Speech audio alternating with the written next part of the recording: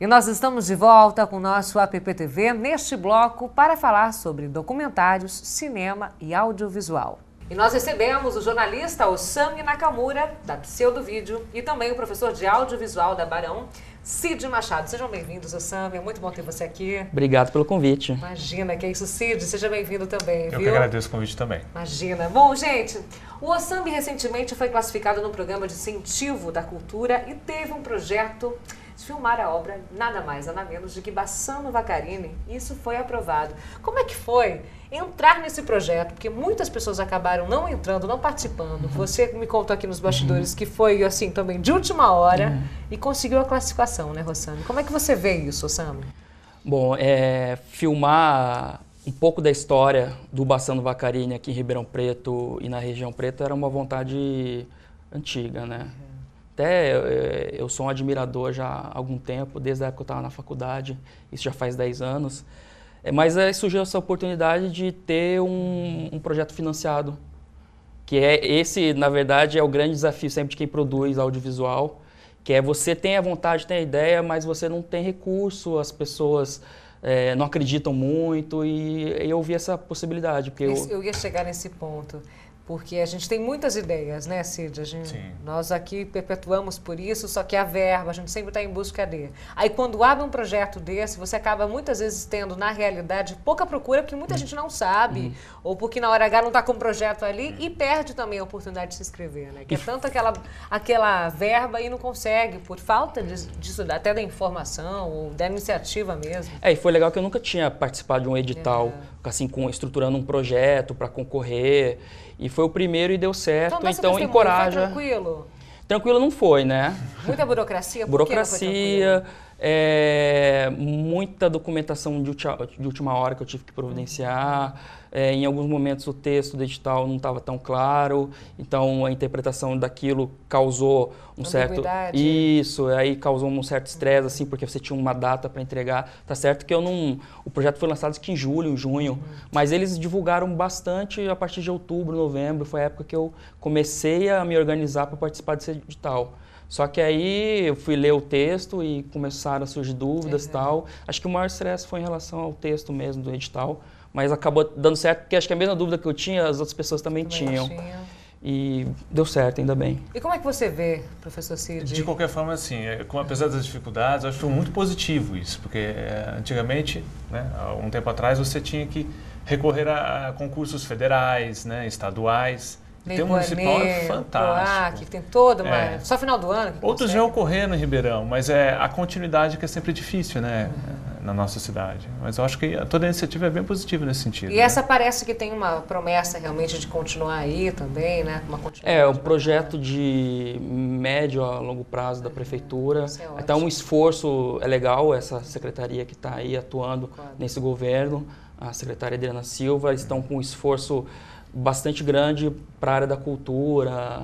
Eles abriram esse edital e a ideia é que o ano que vem o valor desse edital dobre, 100%, né? Essa é a promessa, em 2012 mais 100%. Então, o que é um projeto de 200 mil esse ano que vem vai ser de 400 mil e para 2012 800 mil reais destinados à produção de projetos culturais. Agora, Osami, quando você planejou, né, retratar um pouquinho dessa história do Grande Bassano, como é que você vai contar isso tudo pra gente, hein? Patrícia, eu trabalho uma linguagem que o roteiro se forma na produção, na captação mesmo. Assim, eu tenho tenho uma ideia do que eu quero produzir, dos temas que serão abordados, mas a coisa se constrói muito durante o processo de produção. Mas eu quero abordar bastante, tanto que é o nome do documentário, já tem um nome, que vai ser Todas as Dimensões de Bassano Vaccarini, que é a faceta dele professor, a faceta dele artista plástico, um artista plástico que trabalhou não só com a escultura, trabalhou com a pintura, enfim, ele foi um artista multifacetado. Então é essa abordagem que eu quero dar no documentário. E é um desafio, porque é o primeiro documentário que eu faço de um personagem. Os outros dois que eu fiz pela produtora foram temas que envolviam mais pessoas, eram histórias de períodos. Esse é de um personagem, então acho que é um desafio grande, né, fazer... Não quero que seja biográfico, mas vou ter que contar a história dele de uma maneira bem cautelosa, assim. Muda muito essa visão, Cid, né? Isso que o Osami está contando um pouquinho pra gente, você que também trabalha com audiovisual, contar, focar a história de um personagem, do que ele está mudando aí o viés. Isso muda? Eu estou acostumado, na verdade, a trabalhar muito com ficção, né? Então tem essa diferença Exato. entre a gente, assim. Mas ultimamente eu tenho cada vez mais voltado ao documentário, né? Eu produzi 2 ultimamente, o Leitura de Barraco, que entrou em vários festivais, né, no ano passado. E agora eu estou colocando um pezinho, assim, na verdade nós já nos encontramos muito, porque trabalhamos juntos já fizemos no também. jornalismo, né? Que tem essa ponte com o documentário, nós fizemos também juntos na TV. E aí, qual documentário que vocês fizeram juntos? A gente fez um em Mumbuca. Isso, de Mumbuca, E outras reportagens. Mumbuca, a comunidade. Então, uma comunidade. Na verdade que lá... Sem fugir um pouquinho, mas só pra gente... Mumbuca é a primeira colônia japonesa aqui da região, se não for do Brasil, né? A colônia japonesa tem uma importância, assim, grande para a história da colonização japonesa no Brasil. E naquela época até eu estava meio cru, assim, no sentido de pesquisa e tal, então foi um trabalho mais de reportagem do que documental, né, Cid? Foi. Mas aquilo acho que foi... Impressão, né? Foi interessante. Na verdade, que ela foi uma sementinha para depois eu produzir o documentário em 2008. Não, e depois você fez o Rancor, né? Então, foi acabou ali, né? Então ele foi muito daquelas fontes que eu fiz esse trabalho com o Cid acabou se transformando depois em fontes para o documentário. Na nossa área, tudo uma coisa acaba alimentando outra. Isso não alimenta hoje, daqui a um pouquinho vai surgir uma ideia que vai complementar. Só que eu fiquei muito feliz do Osami, assim, peitar essa ideia, porque o Bassano, né, é uma figura importantíssima, né, nossa, assim. Ele veio para o Brasil e abraçou a gente abraçou ele também. Né? Então a responsabilidade eu fico feliz. Esse é um grande desafio, né? E você tem um tempo para produzir isso? Tenho. O projeto tem que estar pronto até novembro. Até novembro? Até novembro. Mas antes de novembro tem que... É isso? Isso, com tudo, finalizado, capa, tudo.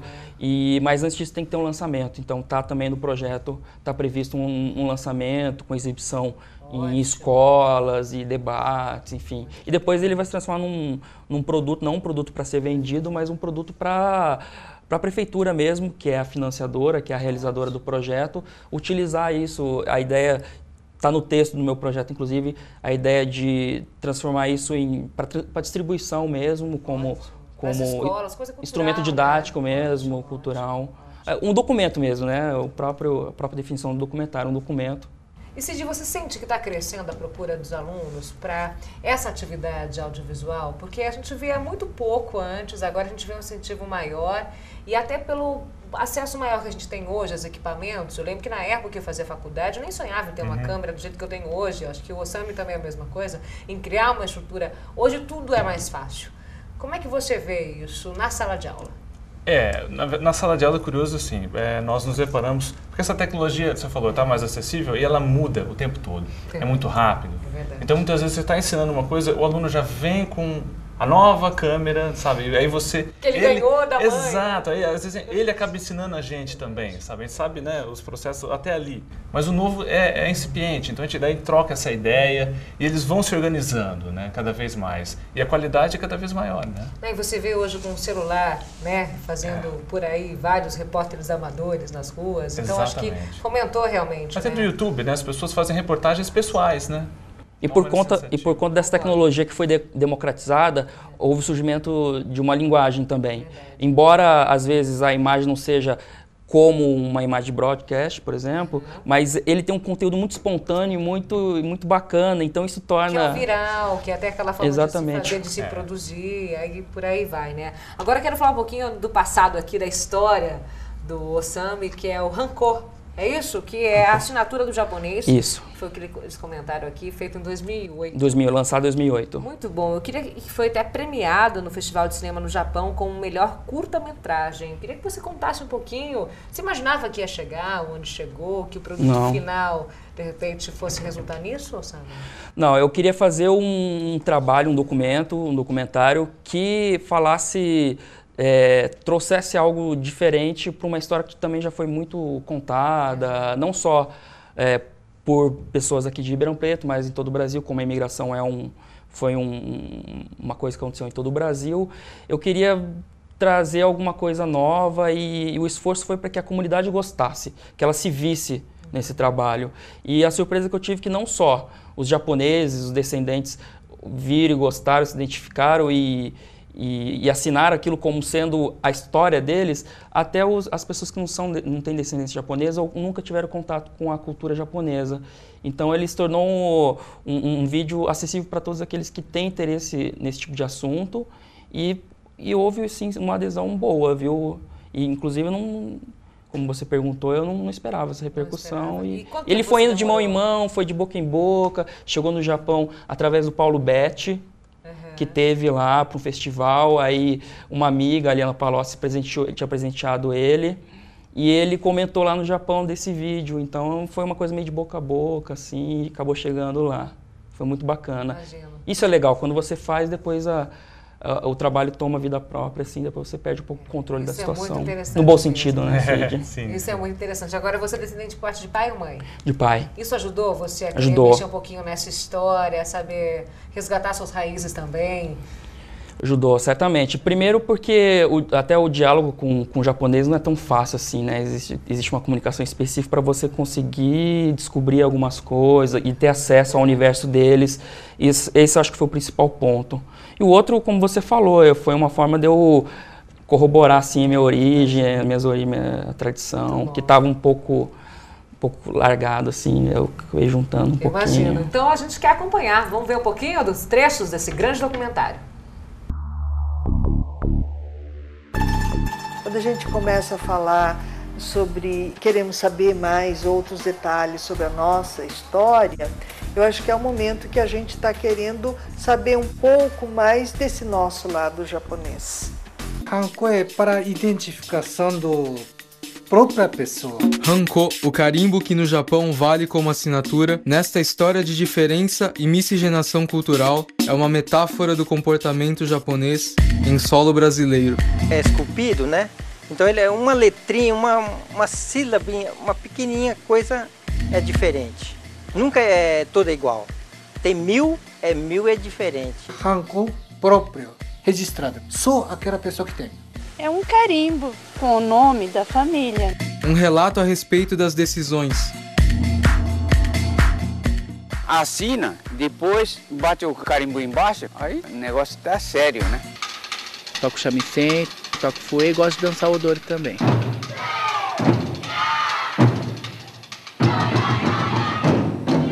Essa linguagem corporal, ela é muito, vamos dizer, muito parecida com a linguagem corporal original, né, japonesa. Diz é próprio. Só que meu nome não é Maria. Eu sou Yukiko. Eu casei com minha mulher através de uma fotografia. Nihonjin tem esse costume de casar com fotografia. Existe, sim, uma certa unidade, né, nessa história da comunidade, dos imigrantes japoneses de modo geral. Você faz algumas coisas diferentes, mas você tem muitas coisas semelhantes, né? Muitas histórias mais ou menos semelhantes.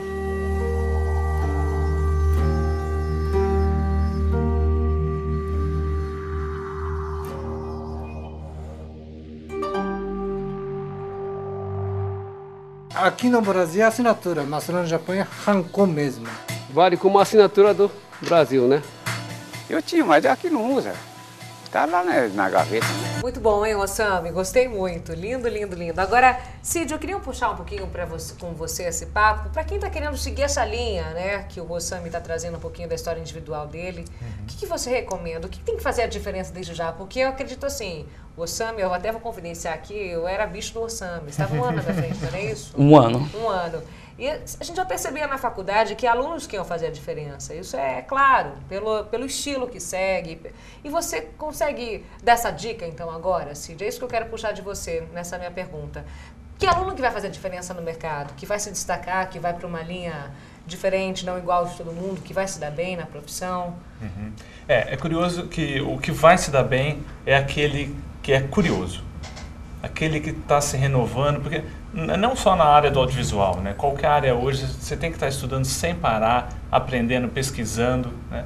E se qualificando, seja através de cursos, seja na prática também, né? Então, o aluno, é difícil você dizer, não, aquele vai se dar bem porque ele é assim ou assado. Muitas vezes as pessoas passam pela universidade e elas não têm aquele destaque. Depois... Parece que desabrocha, né? acho que talvez cada um tenha um tempo, né, de desenvolver as capacidades e aí as oportunidades que vão surgindo e também ela vai atrás, né, que vão ajudando a se desabrochar. Né? E a gente tem em Ribeirão muitos fatores que ajudam, né? A nossa luz que é maravilhosa, os Estudos Kaiser que estão aí, né, para a gente sempre aproveitar. Apoiando. Inclusive é interessante assim, muitos dos nossos alunos filmam nos Estúdios Kaiser. Né? Que lugar. Então já tem uma ocupação da própria cidade, dos próprios alunos de Ribeirão. Isso é fantástico. Aquela locação é incrível. Né? E o próprio curso de audiovisual, né, também. Sim. Que o audiovisual, na verdade, né, é curioso. Não é só o cinema, porque a gente fala muito de cinema, nós amamos o cinema. Mas o documentário, como o Sami tem feito também, cada vez está transbordando, né? O audiovisual é isso que transborda, tanto a ficção quanto o documentário, a publicidade também, né? Então, nossos alunos, eles estão também inseridos no mercado dessa maneira, tanto trabalhando com documentário, nas produtoras. O ano passado eu fui fazer um trabalho para uma escola que eu dou aula também, além da Barão, e lá eu me deparei com um ex-aluno, né, já formado, e foi muito gostoso de encontrar as pessoas já inseridas e bem inseridas e respeitadas no mercado de trabalho. E tem muitas faces aí dentro desse mercado delicioso, né? E como é que você analisa, então, o mercado em si? Ele tá colhendo todo mundo que está se formando? Como é que você analisa de modo geral, Cid? Nós vemos assim, que quem se esforça se integra, né? É absorvido. Claro que existem alunos que passam, né, ali e tal, passam pela universidade, pela faculdade. E tem aqueles que marcam, né? E nós temos visto assim, alguns grupos extremamente profissionais. Alguns dos nossos alunos já estão no mercado antes de se qualificar. Então, essas pessoas estão buscando qualificação e estão assim, ajudando os próprios colegas e ajudando eles a entrar no mercado de trabalho também. Então, tem essa via de duas mãos entre o curso e a universidade e o mercado de trabalho. Então, o pessoal de casa tem uma ideia, Sami, quantas pessoas foram envolvidas nesse documentário aqui? De depoentes, você fala? No Ancor. Se eu não me engano, girou em termos de 70 pessoas entrevistadas. Gente? Entrevistadas. Entrevistadas. E a sua equipe? A equipe é Fernanda Marques na produção, o Uriel Castro na parte gráfica, a minha mãe, que é minha sócia, quem mais? Enfim, muita gente. Você acredita que dá para viver fazendo documentários? Olha, eu estou investindo para um dia eu poder viver de fazer documentários, mas por enquanto não dá não. Mas tem que trabalhar, é um começo, tem que viver dos trabalhos institucionais, sim, porque não dá, porque o documentário é a parte autoral da produtora, né? Então o do Bassano vai ser o terceiro trabalho autoral pela produtora, mas fora isso não dá para viver só de um trabalho autoral por ano. Então, enquanto isso você vai fazendo um ganha-pão, né? Os derivados da produção audiovisual, assim, né? Mais comercial, tal. Mas esse é um grande portfólio. Dá. Justamente. Não dá para você fazer portfólio só também de trabalho institucional. O seu trabalho fica muito, vamos dizer assim, se você não mostra a sua essência como autor, né? Concordo. Agora, quando você faz, quero fazer um documentário, quero fazer uma ficção curta. A minha essência é trazer uma linguagem minha mesmo. Eu estou trabalhando isso já há 3 anos, há 3 documentários. É mais no roteiro, é mais a minha visão é mais na espontaneidade. Eu procuro a espontaneidade, a verdade. Se bem que a verdade é uma discussão grande na área audiovisual, na parte do documentário, porque eu acredito muito nas palavras do poeta Manuel de Barros, que tudo que eu não invento é mentira. Então, eu trabalho essa parte da espontaneidade, da verdade das coisas, das histórias. Essa é a linguagem que eu quero trabalhar. O seu momento ali num set de gravação, onde o Sami atua, isso que eu quero Eu tenho Você é o diretor, você é o produtor, você é o cara que escreve. É mais ou menos o papel que você faz aqui na mesa, né? Você tem um assunto pré-delimitado, mas não deixa a coisa descambar, né? Lógico que você... E o meu desafio é não interferir muito no que está acontecendo. Se por um acaso você planejou B e saiu C, deixa, vamos ver o que vai dar. Às vezes o C é 1000 vezes melhor do que o B que você... O documentário é descoberta. Você não pode entrar, interferir. É por isso que eu não tenho o roteiro pronto, assim, eu deixo o roteiro se formar. Já que a gente está pontuando um pouquinho essa linguagem, vamos explicar para o pessoal de casa, então, por favor, professor, a diferença entre curta, média e longa, né? Porque muitas vezes pode... E ficção e não ficção, né? Nós temos assim, a Ancine diz, né, que o curta-metragem ele vai até aproximadamente 30 minutos, acima de 30 minutos é média-metragem e acima de 60 seria o longa, né? Isso varia, né? Nós temos, geralmente o média-metragem de ficção, por exemplo, não tem um espaço, né? O que seria, assim, próximo do que nós vemos seriam os seriados das TVs. Então não seria uma produção... eu não vou parar para fazer um curta-metragem, a não ser que seja uma encomenda de uma TV, você tem essa ponte, né? Porque não existe outra janela como essa. Né? Mas o curta, né, nós temos a produção... eu fui agora, nessa semana passada, no Festival de São Simão. E eles receberam mais de 200 inscrições do Brasil inteiro. Então, e um festival como é a primeira, né, edição. Então, você vê, tem festivais que recebem quase 1000 inscrições.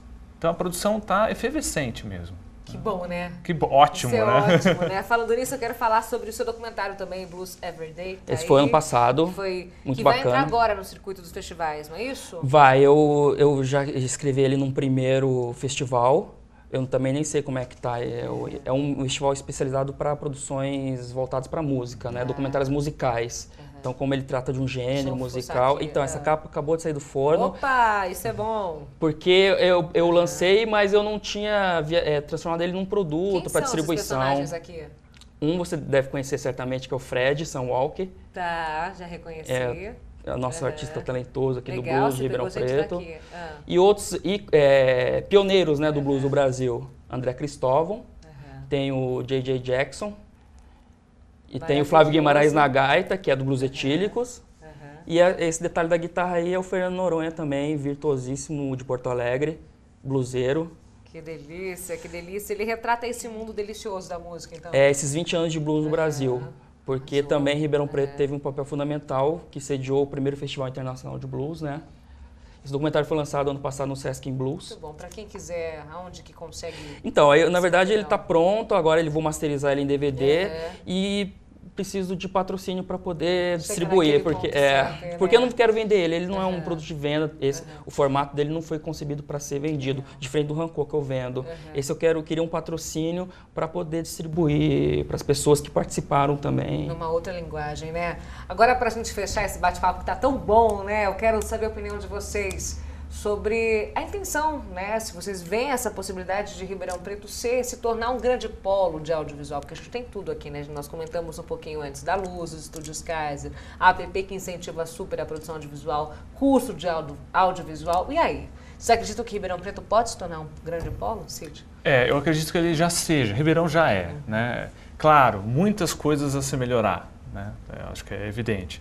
Mas já temos um empenho em cada área, a picada já foi aberta, entendeu?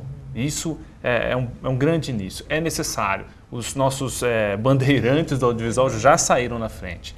Eu tanto quanto o Sam, estamos colhendo, na verdade, que eles já abriram, né? E vamos consolidar isso com certeza. Muito bom. O Sami, como é que você vê? Eu vejo que tem que ter, para se tornar um polo, tem que ter cada vez mais pessoas fazendo, é lógico, né? Não adianta ficar só na teoria, mas o pessoal tem que fazer na prática. O pessoal que faz ficção, já tem uma galera que já faz bastante tempo, não só ficção, mas como animação também, né, Cid? Sim. Agora, a parte do documentário, fora as televisões, né? Convencionais que a gente conhece. Eu não conheço muita gente que faça documentário de forma independente em Ribeirão Preto.